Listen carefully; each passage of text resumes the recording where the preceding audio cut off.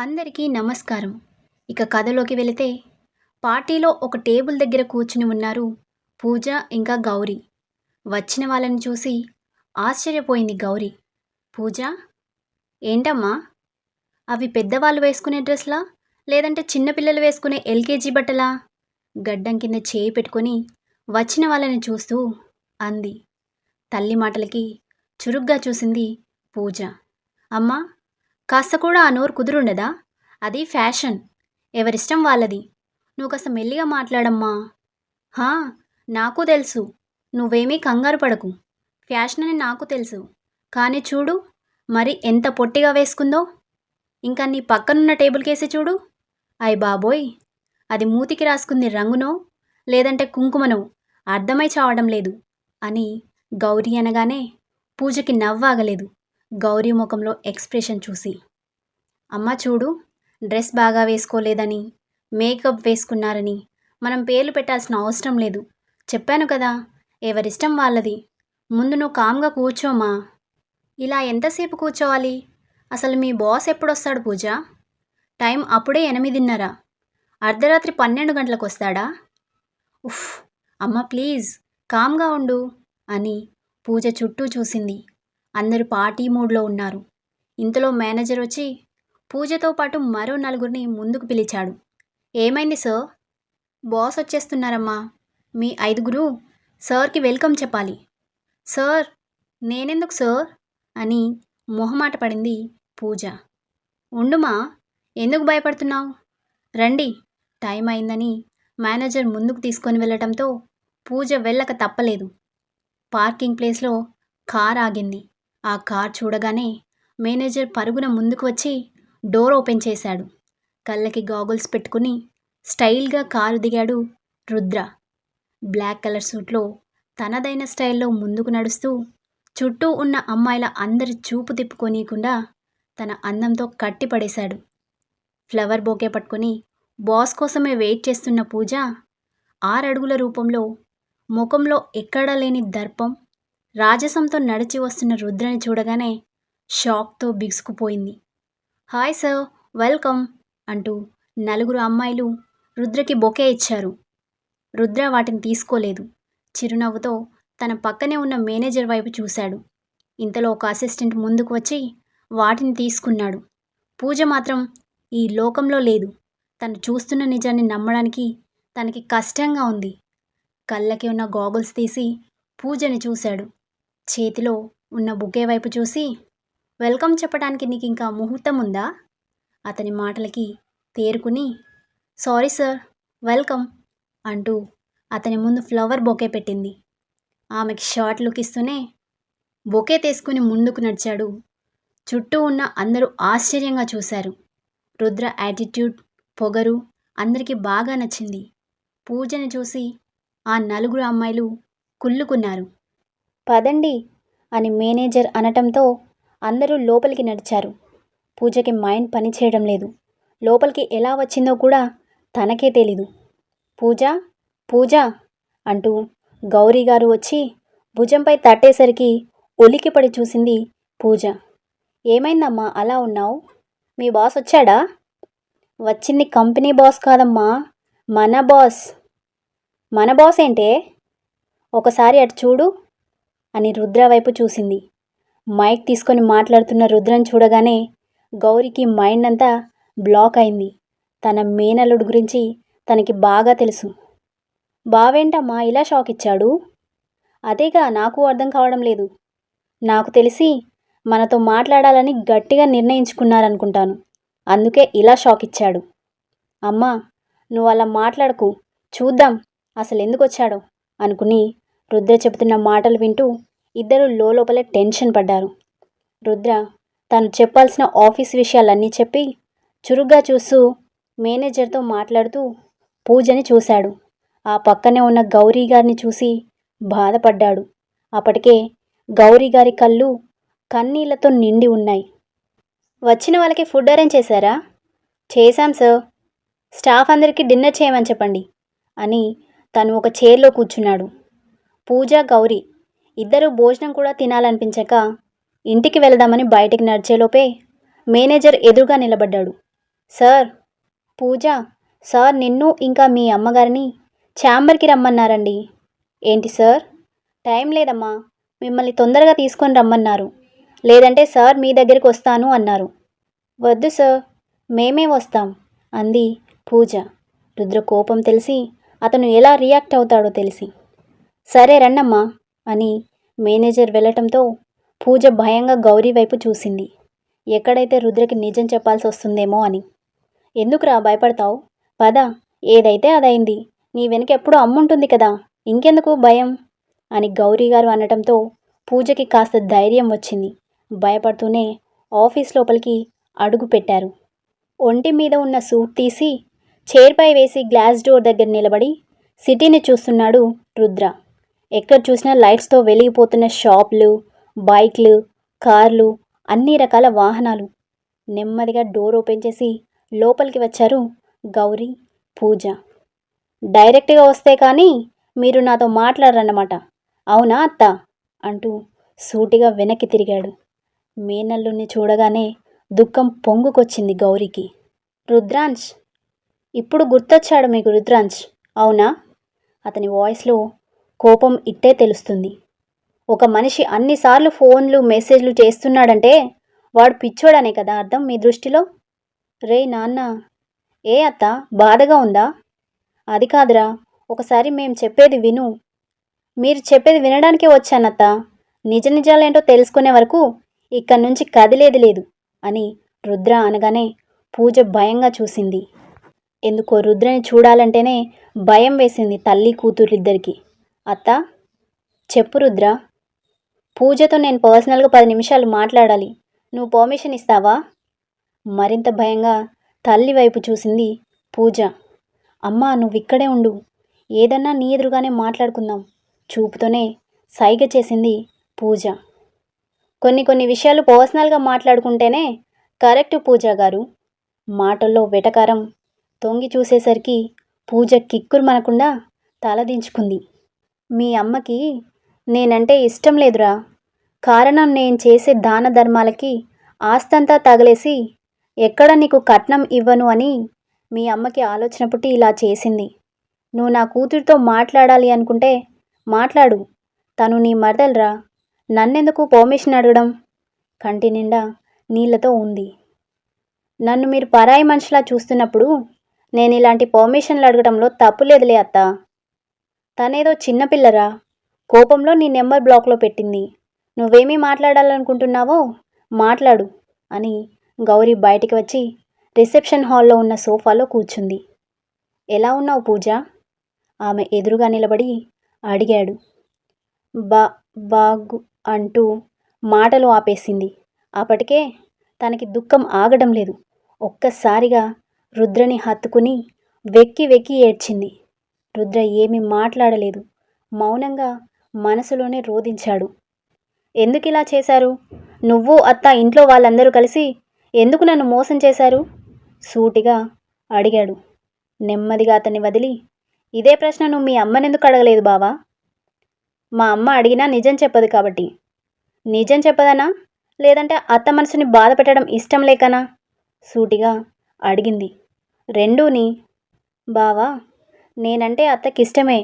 నీకిచ్చి పెళ్లి చేయాలనుకోవడం, నన్ను ఇంటికి పిలవడం ఇదంతా నీకు తెలిసిన కదే కదా. నువ్వు బిజినెస్ పని మీద ఊరు వెళ్ళావు కదా, అప్పుడే నాకు అత్తకి గొడవ జరిగింది. ఏంటి గొడవ? నీకోసమే. నీకు నాకు పెళ్ళైతే మా అమ్మ నిన్ను సరిగా చూసుకోదు అని, అల్లుడిగా నీకెటువంటి అందచందాలు జరగవని అత్త నాతో మాట్లాడింది. ఆ మాటలకి నేను సమాధానం చెప్పేలోపే అత్త తను చెప్పాల్సిన విషయం అంతా చెప్పింది. నీకు అప్పటికే డబ్బున్న మంచి సంబంధం ఉన్న కుటుంబం వాళ్ళు ముందుకు వచ్చారు అని, నన్ను ఇల్లు వదిలి వెళ్ళిపోమంది. నాకు బాధ కలిగి గొడవకు సిద్ధమయ్యాను. కానీ మీరు డబ్బున్న వాళ్ళు కదా బావా. ఎదుటి వాళ్ళున్నది మన వాళ్ళ కాని వాళ్ళ అని చూడకుండా డబ్బుతో నోరు మోయిస్తారు కదా. మురారి ఎన్నో రోజుల నుంచి నా వెంట పడుతున్నాడని అత్తకి ఎప్పుడూ తెలుసు. అదే ఆయుధంగా తీసుకుని మురారికి నాకు మధ్యన అక్రమ సంబంధం మంటగట్టింది. పూజ అంటూ కోపంగా చూశాడు రుద్ర. నేను మాట్లాడుతుంది అత్త గురించే బావా, మరెవరి గురించో కాదు. నిజమేంటో తెలుసుకోవాలన్నావు కదా! చెబితే ఎందుకు కోపం వస్తుంది? ఎందుకంటే మా అమ్మ అలాంటిది కాదు కాబట్టి. అంటే నేను లేనిపోని మాటలు చెప్తున్నాననా? నా ఉద్దేశ్యం అది కాదు. చూడు, నేను చెప్పాల్సిన విషయం అంతా చెప్పాను. మెయిన్ అత్తకి మా అమ్మన్నా, నేనన్నా ఇష్టం లేదు. అంతేకాదు, నీకేం చెప్పి పెళ్లి చేశారో నాకు తెలుసు. నాకు మురారికి మధ్యన ఎటువంటి బంధం లేదు. ఈ విషయం అమ్మకి తెలిస్తే ఎలా మాట్లాడుతుందో కూడా నీకు తెలుసు. మీ అమ్మ నీకు మంచిదే కావచ్చు. బావా, కాదని నేను అనటం లేదు. ఒకటి, అత్తంటే నాకు ఇష్టమే. తనపై లేనిపోని కపట మాటలు చెప్పాల్సిన అవసరం నాకు అంతకన్నా లేదు అని గంభీరంగా పూజ చెప్పేసరికి అంశ్ ఏమీ మాట్లాడలేదు. ఇంకా ఏమన్నా మాట్లాడాలా? చెప్పాల్సినవి చెప్పావు కదా, ఇంకేం మాట్లాడతాను పూజ. అయితే నేను వెళ్తాను బావా, ఇప్పటికే చాలా ఆలస్యమైంది. అంతేనా? మన మధ్యన ప్రేమబంధం లేదు బావా, స్నేహబంధమే ఉంది. పూజ కోపంగా అరిచాడు అంశ్. ఎందుకు బావా అరుస్తావు? ఉన్నమాటే కదా అన్నాను. ఒక్కసారిగా ఆమె భుజాలు పట్టుకొని దగ్గరికి లాక్కున్నాడు. ఏడుస్తూ చూసింది పూజ. అంటే నువ్వు నన్ను నిజంగానే? అవును అంది పూజ. పూజ, అయితే మీ అమ్మ చూసిన శివాని కాదని నాతో పాటు వస్తావా బావా? ఆమె మాటలకి వెంటనే పూజను వదిలి దూరం జరిగాడు. ఏ బావా, ఎందుకు దూరం జరిగావు? నేను కావాలి అంటున్నావు కదా, అయితే నీ భార్యని వదిలేయి. మాట్లాడలేదు అంశ్. అతని కళ్ళ ముందు శివాని రూపం కదిలింది. చాలాసేపు తనలో తానే మౌనంగా ఉండిపోయాడు. నాకు తెలుసు బావా నీ మనసు. మీ అమ్మ ఏది చెప్తే అదే చేస్తావని. మీ అమ్మ మీద ఉన్న నమ్మకం నా మీద కూడా లేదంటేనే అర్థమవుతుంది నువ్వు ఎంత బాగా నా మీద నమ్మకం ఉంచావో. థ్యాంక్ యూ బావా అని మరో నిమిషం అక్కడ ఉండకుండా బయటకి వచ్చి గౌరీని తీసుకుని అక్కడి నుంచి వెళ్ళింది పూజ. పూజ మాటలకి కోపం వచ్చినా ఏమీ చేయలేకపోయాడు అంశ్. విషయమంతా అర్థమైంది.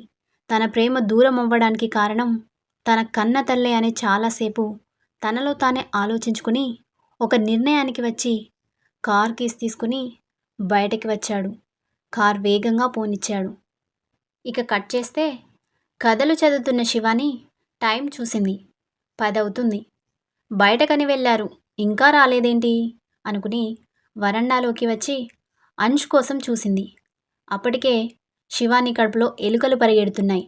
అమ్మా శివాని. హా అమ్మా. ఏంటమ్మా ఇంకా భోజనం కూడా చేయలేదు? అల్లుడు గారెక్కడా? కనిపించడం లేదు. అమ్మా, ఆయన బయటికి వెళ్ళారు. చాలాసేపు అవుతుంది ఆయన బయటకు వెళ్ళి, ఇంకా రాలేదమ్మా. అబ్బాయి ఆఫీస్ పని మీద వెళ్ళాడా? లేదమ్మా, నాకేమీ చెప్పలేదు. అడిగితే బయటికి వెళ్తాను అన్నారు. చూస్తే ఇంకా రావడం లేదు. కంగారు పడకు శివాని, వచ్చేస్తారు. నువ్వు లోపలికి రా. వస్తానమ్మా అని అక్కడే ఉన్న చైర్లో కూర్చుంది. అంశ్ ఎప్పుడు వస్తాడా అని. ఇక టైం 11 అయింది. అప్పటికే అంశ్ కోసం ఎదురు చూసి చూసి చైర్లోనే నిద్రపోయింది శివాని. చుట్టూ ఉన్న చెట్లు ఆమెను ప్రశాంతంగా నిద్రపోవాలి అని చల్లగా గాలిని వీస్తుంది. మరోవైపు నీకు తోడుగా నేనున్నాను అని ఆకాశంలో చందమామ తన వెలుగుని ఆమెపై పడేలా చేసింది. ఆ వెలుగులో శివాని అందం వర్ణించడం ఎవరికైనా కష్టమే. ఇక కార్ పార్క్ చేసి లోపలికి వచ్చాడు అంశ్. అప్పటికే రాజీగారు రాజారాం అంశ్ కోసం ఎదురు చూసి రూమ్లో పడుకున్నారు. నేరుగా తన రూమ్కి వచ్చాడు రుద్ర. రూమ్లో బెడ్ లైట్ మాత్రమే వెలుగుతుంది. శివాని కోసం చూశాడు. రూమ్లో ఎక్కడా కనిపించలేదు. బయట బాల్కనీలోకి వచ్చాడు. చైర్లో 2 కాళ్ళు ముడుచుకు పెట్టుకొని 2 చేతులు కట్టుకొని నిద్రపోతున్న ఆమెను చూడగానే అర్థమైంది తన కోసం ఎదురు చూసి నిద్రపోయింది అని. ఫేస్ పై పడి చిన్నగా నాట్యం చేస్తున్నాయి. మెల్లిగా అడుగు వేసుకుంటూ ఆమె దగ్గరికి చేరాడు.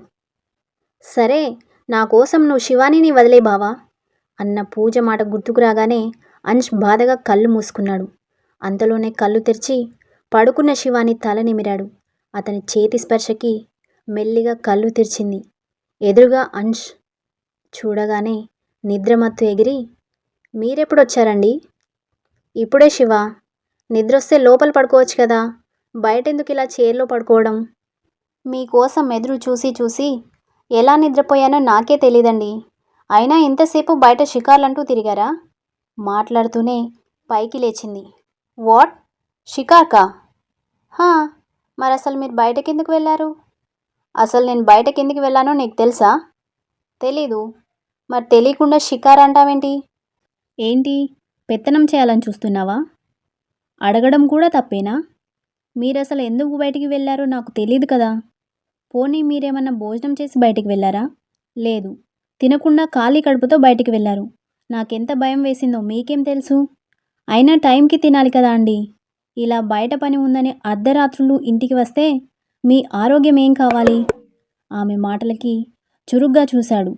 భయపడలేదు శివాని. ధైర్యంగా అతని కళ్ళల్లోకి చూసింది. టైంకి తింటాను. ఆఫీస్ పని మీద బయటికి వెళ్ళాను. ఈ విషయం నువ్వు అమ్మకి చెప్పకు. ఎందుకు? వెంటనే అంది.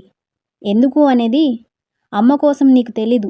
ఈ టైం వరకు ఆఫీస్లో వర్క్ చేస్తున్నానంటే తను కంగారు పడటమే కాదు, బాధపడుతుంది. అందుకు. అవునా? సరే అండి, చెప్పను. ముందు మీరు లోపలికి రండి. చాలా చల్లగా ఉంది, జలుబు చేస్తుంది మీకు అని అతని చేతిని పట్టుకొని లోపలికి తీసుకుని వచ్చి డోర్ వేసి సోఫాలో ముందుగానే పెట్టిన అతని టవల్ డ్రెస్ చేతిలో పెట్టి, చూస్తుంటే బాగా అలసిపోయినట్టున్నారు. కాళ్ళు చేతులు కడుక్కొని బట్టలు మార్చుకోండి. నేను ఈలోపు భోజనం తీసుకొని వస్తాను. లేదు శివ, నాకు ఆకలిగా లేదు. బయటేమన్నా తిన్నారా? ఆ మాటకి చురుగ్గా చూశాడు. చూడు, నేను బయట ఫుడ్ తినను. మరి తినలేనప్పుడు ఇంట్లో భోజనం చేయడానికి ఎందుకండి ఇబ్బంది? తినండి అని శివాని బయటికి వెళ్ళగానే రుద్ర వాష్రూమ్కి వెళ్ళి ఫేస్ వాష్ చేసుకుని బయటకు వచ్చి డ్రెస్ చేంజ్ చేసుకుని సోఫాలో కూర్చున్నాడు. భోజనం పట్టుకుని లోపలికి వచ్చింది శివాని. కంచంలో అన్నం పెట్టి మరో పక్కన చిక్కుడు వేపుడు, కొబ్బరి పచ్చడి, రైస్లో మజ్జిగ పులుసు వేసి అంశ్ వైపు చూసింది.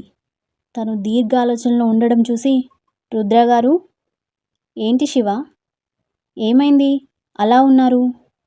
ఏమీ లేదు అని ఆమె ఇచ్చిన భోజనం ప్లేట్ తీసుకున్నాడు. మాట్లాడకుండా భోజనం చేశాడు.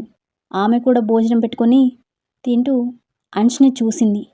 బాగా ఆకలితో ఉన్నాడని అతని ముఖం చూసేనే అర్థమవుతుంది. ఇంత ఆకలి పెట్టుకొని ఎందుకండి ఆకలిగా లేదన్నారు? నిజంగానే నాకు ఆకలిగా లేదు శివ, కానీ వంట చాలా బాగుంది, అందుకే తింటున్నాను. అతని మాటలకి మురిసిపోతూ, ఈరోజు వంట నేనే వండానండి. బాగుంది శివ అని భోజనం చేసి ఆమె తినే వరకు కూర్చున్నాడు. శివాని భోజనం చేయగానే హ్యాండ్ వాష్ చేసుకుని వర్క్ చేసే ఇంట్రెస్ట్ లేక బెడ్ మీద వాలాడు.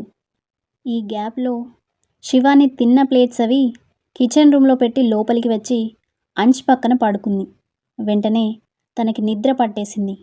కానీ అంష్కి మాత్రం నిద్ర పట్టలేదు. పూజ మాటలు, ఇటు పార్వతీ గారు చేసిన పని కోసం ఆలోచిస్తూ నిద్రకి కరువై ఎప్పటికో నిద్రలోకి జారుకున్నాడు. ఇక ఇంటికి వచ్చిన పూజ ఫ్రెష్ అయ్యి టెర్రస్ పైన కూర్చుంది. అలా ఎంతసేపు కూర్చుందో తనకే తెలీదు. వచ్చిన దగ్గర నుంచి కూతురు ఎందుకు అలా ఉందో అర్థం కాలేదు గౌరీ గారికి. పైగా పూజ ముఖం చూడలేక తనలో తానే బాధపడ్డారు. అమ్మ పూజ అంటూ కూతురి పక్కన కూర్చుంది గౌరీ. చెప్పమ్మా. ఏమన్నాడు రుద్ర? ఏమంటాడమ్మా, నీ మేనల్లుడు గురించి తెలిసిందే కదా. అమ్మ మాటని జవదాటడు. అమ్మ ఏం చేసినా తనకి కరెక్ట్గానే అనిపిస్తుంది. కొంచెం అర్థమయ్యేలా చెప్పు పూజ. శివానీని వదిలి నాతో వచ్చేయి బావా అన్నానమ్మా. కూతురి మాటలకి షాక్గా చూసింది. ఏంటి పూజ? అవునమ్మా, కానీ బావకి నా మాట కంటే ఎక్కువ అమ్మ మాట అంటేనే ప్రాణం కదా, అందుకే తల్లి ప్రేమకి కట్టుబడి ఉన్నాడు అని పూజ అనగానే గౌరీ ఏమీ మాట్లాడలేదు. ఏంటమ్మా ఏమీ మాట్లాడడం లేదు? నాకు తెలుసమ్మా నువ్వెందుకు సైలెంట్గా ఉన్నావో. బావని నేను అలా అడగడం కరెక్ట్ కాదని తెలుసు, కానీ కావాలనే అడిగాను. తన మనసులో నా మీద ప్రేమ ఎంత ఉందో తెలుసుకుందామని. కానీ ఇసుమంతైనా లేదని అర్థమైందమ్మా. వాళ్ళ అమ్మ చెప్పిందే వేదం, ధర్మం. నిజం చెప్పాలంటే అత్త ఏం చేసినా బావకి అది కరెక్ట్గానే అనిపిస్తుంది అని తల్లి ఒడిలో పడుకుంది. గౌరీ ఏమీ మాట్లాడలేదు. కూతురు మనసు కుదుట పడ్డాక మనసు మార్చాలని నిర్ణయించుకుంది. పూజ బాధలో న్యాయం ఉంది. అలా అని రుద్ర వాళ్ళ అమ్మని తప్ప మరెవరిని నమ్మడు. ఇప్పుడు వచ్చిన భార్యతో కూడా అమ్మ చెబితేనే కాపురం చేస్తాడు అనుకుని తనలో తానే రగిలిపోయింది. ఇక మరుసటి రోజు సూర్యకిరణాలు ఫేస్ మీద పడేసరికి బద్ధకంగా కళ్ళు తెరిచింది శివాని. ఆమె ఎదపై తల పెట్టుకుని పసిపాపల నిద్రపోతున్న రుద్రని చూడగానే నిద్రమత్తు అంతా ఎగిరిపోయింది. ఇదేంటి ఈయన ఇలా పడుకున్నారు అనుకుని ఆలోచిస్తూ రుద్ర ఫేస్ని చూసింది.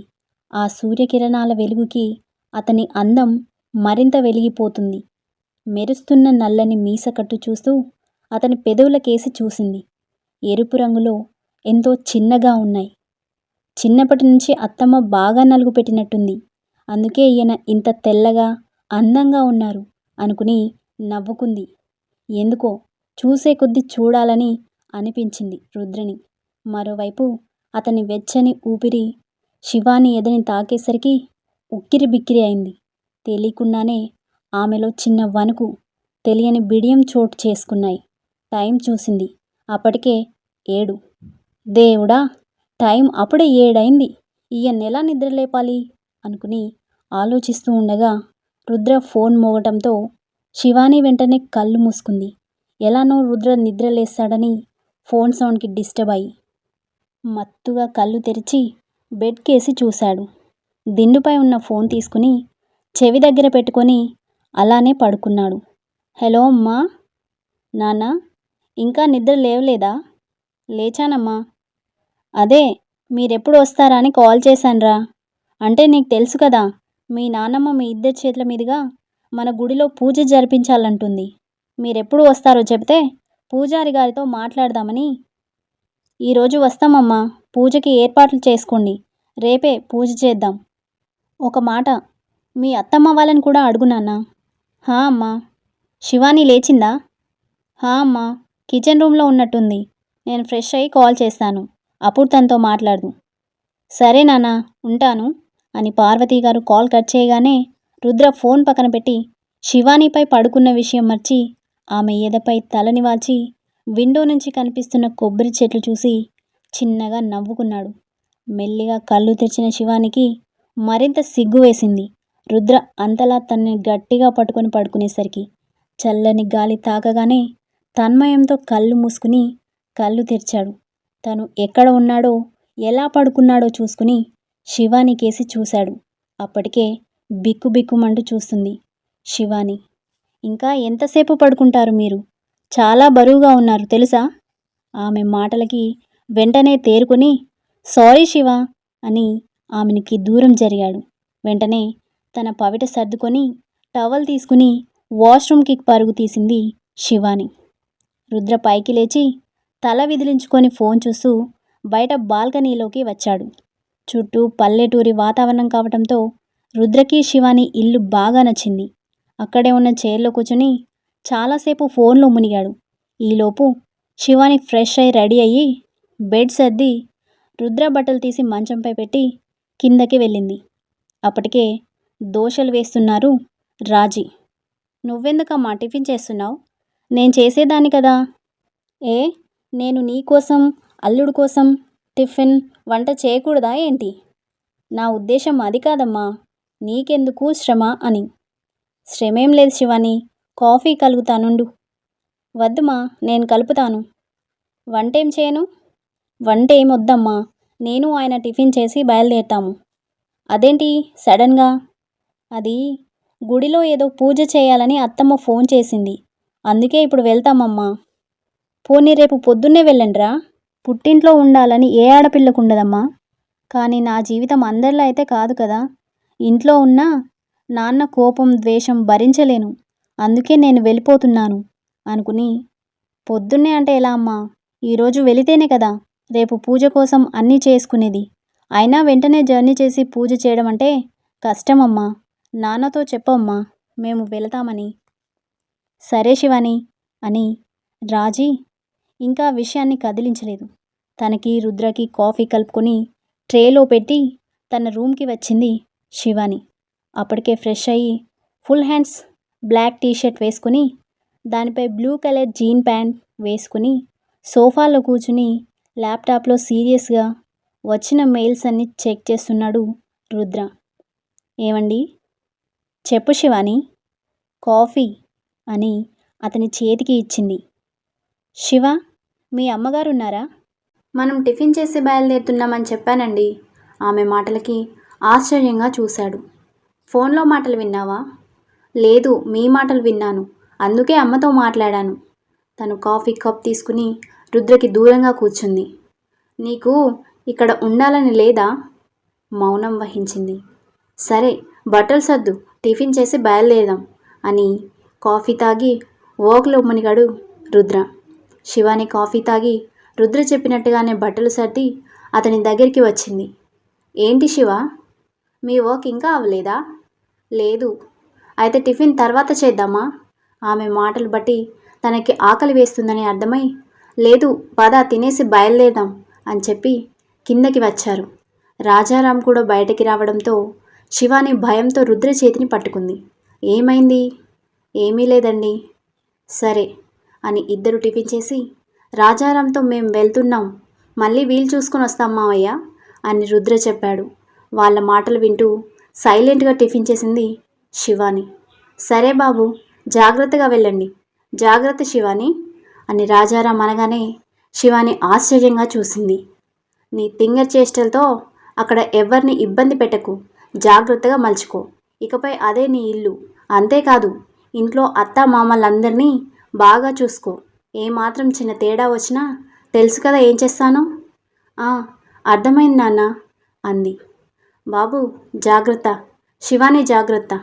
సరే మావయ్య అని శివాని వైపు చూశాడు. అతని చూపు అర్థమైనట్టుగా రూమ్కి వెళ్ళి బ్యాగ్స్ అవి తీసుకొని బయటకి వచ్చింది. రుద్ర వాటిని తీసుకుని కారులో పెట్టాడు. మీరెందుకండి కారులో పెట్టారు? నేను పెట్టేదాన్ని కదా నొచ్చుకుంటూ అంది. రుద్ర ఇంట్లో ఎలా ఉంటాడో కల్లారో చూసిన శివాని రుద్ర బ్యాగ్ మోసేసరికి మనసుకి ఏదోలో అనిపించింది. ఏమైంది? నేను పెట్టింది మన బట్టలే కదా, వెళ్దామా? బుద్ధిగా తలుపి వెనక్కి తిరిగింది. రాజారాం కోపంగా ఒక చూపు చూసి లోపలికి వెళ్ళాడు. భర్త లోపలికి వెళ్ళగానే రాజీ గబగబా బయటికి వచ్చి కార్ డిక్కీలో 2 క్యాన్లు పెట్టింది. ఏంటమ్మా అవి? నీకు ఇష్టమైన కజ్జికాయలు సున్నుండలు చేశాను.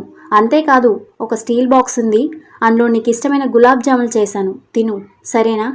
ఎందుకమ్మా ఇవి? నువ్వు నన్ను అమ్మ అనుకోకపోయినా నిన్ను నా కూతురుగానే భావిస్తున్నాను తల్లి. నా మీద అభిమానం ఉంటే తీసుకో. కనీసం నువ్వైనా నాతో ఇలా ప్రేమగా ఉంటున్నందుకు సంతోషంగా ఉందమ్మా. ఆ దేవుడే మీ నాన్న మనసును మార్చాలి శివాని. అంతేకాదు, నువ్వెప్పుడు చూసినా పని పని అంటూ ఉంటావు. కాస్త టైంకి తిను సరేనా? అల్లుడు గారి దగ్గర మన ఇంటి ఫోన్ నెంబర్ ఉంది, ఫోన్ చేస్తూ ఉండి తల్లి సరేనా అని ఎన్నో జాగ్రత్తలు చెప్పింది శివానికి. సరేమా అని బుద్ధిగా తలుపి రాజీ ప్రేమకి మనసులోనే సంతోషపడి కారు ఎక్కింది. విండో బయటకి చూస్తున్న రుద్ర దగ్గరికి వచ్చింది రాజీ. ఏంటత్తమ్మా? బాబు, నేను ఇలా చెప్తున్నానని తప్పుగా అనుకోకు. నాకు తెలుసు మీ కుటుంబం అంతా చాలా మంచిది అని. కానీ బాబు, ఎంత కాదన్న శివాని నా కూతురే. కానీ నా దురదృష్టం ఏంటంటే తల్లి ప్రేమని తనకి పంచలేకపోయాను. అందుకు కారణం నీకు తెలియకుండా పోదు. తనని జాగ్రత్తగా చూసుకో బాబు. తన వెనక మేమున్నామని. కానీ పేరుకే. ఏం చేయను, ఆయన మనసు ఎప్పటికి మారుతుందో తెలీదు. కానీ మారాలి అని ఆ దేవుణ్ణి కోరుకోవడం తప్ప ఇంకా నేనేం చేయలేను. జాగ్రత్త బాబు, తన అసలే అమాయకురాలు అని రాజీ అనగానే శివానికి ఏడుపు ఆగలేదు. ఉబికి వస్తున్న కన్నీటిని ఆపుకొని రాజీకి బాయ్ చెప్పి విండో బయటికి చూసింది. వేగంగా కారు పోనిచ్చాడు రుద్ర. డ్రైవింగ్ చేస్తూనే శివాని కేసి చూశాడు. ఆమె ముఖం చూస్తూనే అర్థమైంది ఎంతగా బాధపడుతుందో. శివ ఎంతో మృదువుగా పిలిచాడు. చెప్పండి. తండ్రి ప్రేమ దక్కడం లేదని బాధపడుతున్నావు, కానీ తల్లి ప్రేమని పంచుతున్న రాజీ అత్తమ్మని ఎందుకు నువ్వు దూరం పెడుతున్నావు? సూటిగా అడిగాడు. నేనేమి కావాలని దూరం పెట్టడం లేదండి.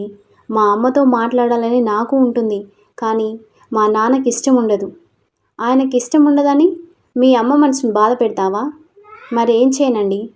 ప్రతిదానికి ఏడవటం కాదు శివ, దేనికైనా సరే తెగించి మాట్లాడాలి. మీ అమ్మతో క్లోజ్గా ఉండు, మీ నాన్నకు తెలియకుండా. అప్పుడు నీకు కాస్త ఊరటగా ఉంటుంది కదా. సరే అండి, మీరు చెప్పినట్టుగానే అమ్మని దూరం పెట్టను. గుడ్, ఏడవకు, నవ్వు. నువ్వు నవ్వితే బాగుంటావు. నాకు తెలుసండి, నేను నవ్వుతే చాలా బాగుంటానని. అమాయకంగా అన్న శివాని మాటలకి రుద్రకి నవ్వొచ్చింది. నీ నవ్వు బాగుంటుందని ఎవరు చెప్పారు? ఎవరో ఎందుకు చెప్పడం, రోజు నేను అద్దంలో చూసుకుంటున్నాను కదా నా నవ్వు బాగుంటుంది అని శివాని మాటలు మొదలుపెట్టింది. ఆమె మాటలకి నవ్వుకుని కార్ వేగం పెంచాడు. ఇక కట్ చేస్తే, అమ్మా పూజ అంటూ పూజ రూమ్కి వచ్చింది గౌరీ. బెడ్ మీద కూర్చొని ఉంది పూజ. ఏంటమ్మా, ఏంటిరా ఇంకా అలా ఉన్నావు? స్నానం చేయవా? చేస్తానమ్మా. వంట చేసావా? చేశాను తల్లి. అయితే నాకు బాక్స్ పెట్టుమా. కూతురు మాటలకి ఆశ్చర్యంగా చూసింది. అంటే నువ్వు ఇప్పుడు ఆఫీస్కి వెళ్తావా? వెళతాను. బాస్ నీ మేనల్లుడైతే నేనెందుకు జాబ్ చేయకూడదమ్మా? నాకేమీ ఊరికనే జీతం ఇవ్వడు కదా, కష్టపడితేనే కదా ఇచ్చేది. నీ ఉద్దేశం నాకు అర్థమైందిరా, కానీ మీ అత్త గురించి తెలుసు కదా, ఎందుకు వచ్చిన గొడవ అని నా ఉద్దేశం. లేదుమా, ఇప్పుడు బావ ఆఫీస్ కాదని వేరే ఆఫీస్కి వెళ్ళినా చిటికెలో కంపెనీలో షేర్స్ అన్నీ కొనేస్తాడు బావ. తన గురించి నాకు బాగా తెలుసు. నేనెక్కడ ఉన్నా వదలడు. అందుకే బావ ఆఫీస్లోనే వర్క్ చేస్తానమ్మా. ఒకవేళ నువ్వన్నట్టు అత్త గొడవకి వస్తే నాకు ఎలాంటి సమాధానం చెప్పాలో బాగా తెలుసు. ఇకపై మనం ఎవరికీ భయపడాల్సిన అవసరం లేదు అని పూజ అనగానే గౌరీ ఇంకా ఏమీ మాట్లాడలేదు. కానీ పూజ మాటల వెనుక ఏదో చేయబోతుందని మాత్రం అర్థమైంది. స్టోరీ నచ్చితే లైక్ చేయండి, షేర్ చేయండి, ఇంకా సబ్స్క్రైబ్ చేసుకోండి. మళ్ళీ కలుద్దాం.